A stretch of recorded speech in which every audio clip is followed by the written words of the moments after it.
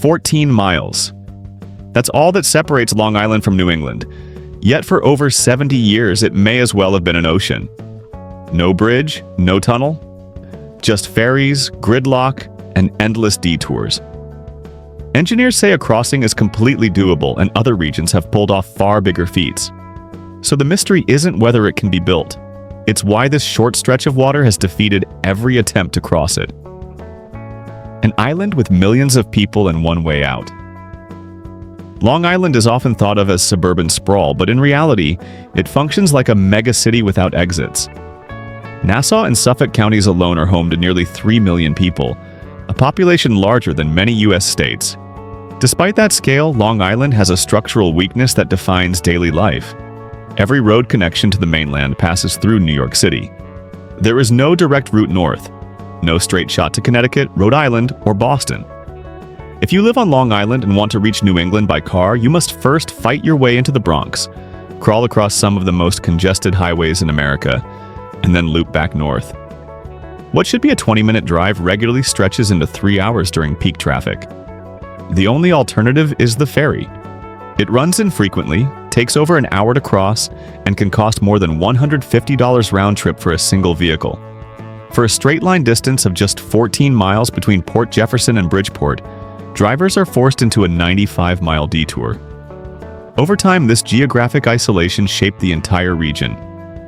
Long Island became a commuter extension of New York City, not because it was ideal, but because it was the only option.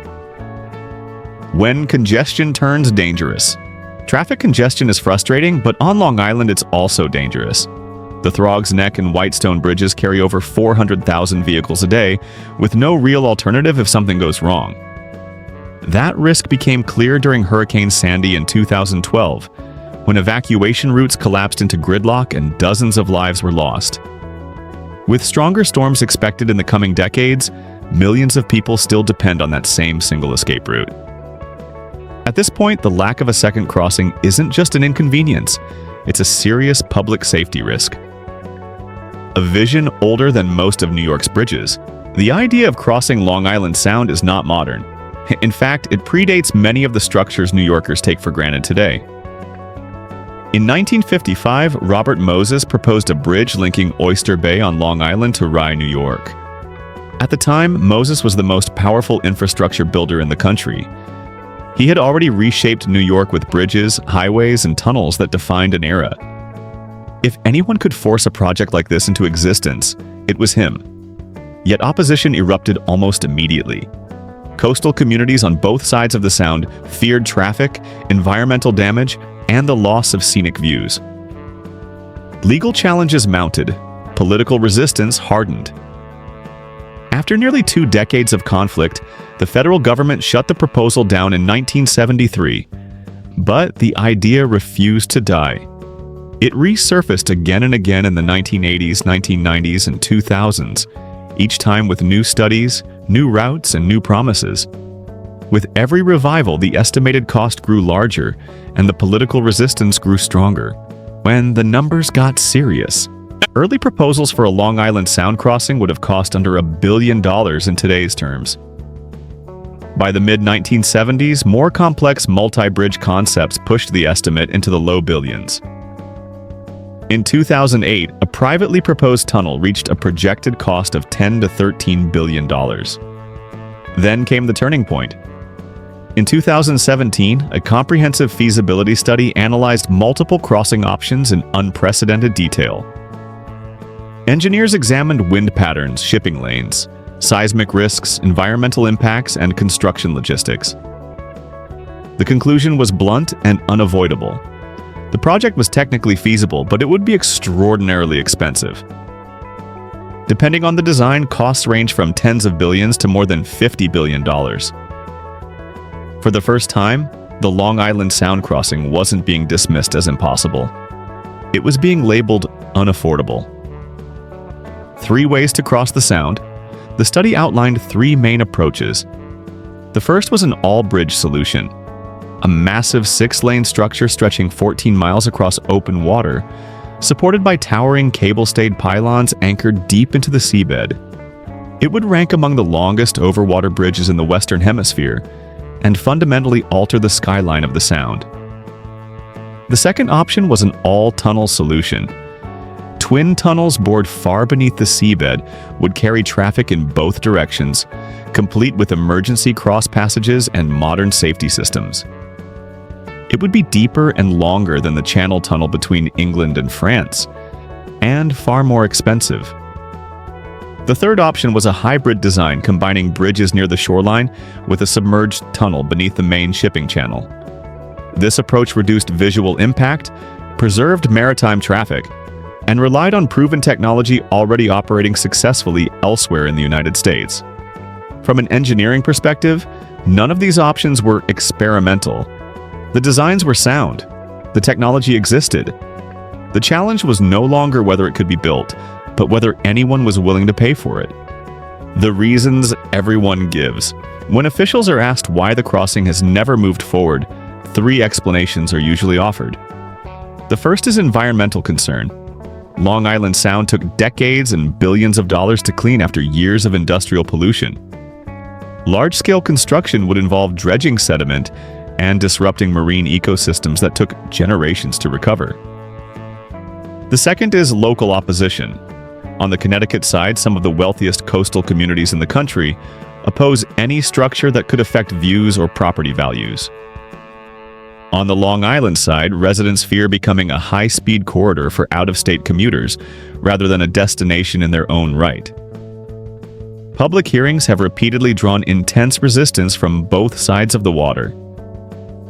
The third explanation is politics. Neither New York nor Connecticut has shown real enthusiasm for funding the project. Statements are careful, diplomatic, and vague. Support exists in theory, but commitment disappears when budgets are discussed. Yet these explanations don't fully account for the project's repeated collapse. The quiet problem. No one likes to talk about. Every day, hundreds of thousands of Long Island commuters pass through toll plazas operated by the Metropolitan Transportation Authority. These bridges and tunnels generate enormous revenue. In a recent year alone, toll collections exceeded $2 billion, with a significant portion coming from Long Island drivers who have no alternative routes. A direct crossing of Long Island Sound would change that overnight. Traffic studies suggest that a majority of Connecticut-bound drivers would bypass New York City entirely. Over decades, that diversion could cost tens of billions of dollars in lost toll revenue. Viewed through that lens, the resistance to a new crossing begins to look less mysterious. New York has invested heavily in transportation projects that funnel people into Manhattan. Very few projects have been designed to let drivers bypass it altogether. A Long Island Sound crossing would do exactly that. Proof that impossible crossings can work. The most uncomfortable comparison for opponents of the project sits just a few hundred miles to the south. The Chesapeake Bay Bridge Tunnel stretches 23 miles across open water, far longer than Long Island Sound, and has operated successfully since the 1960s.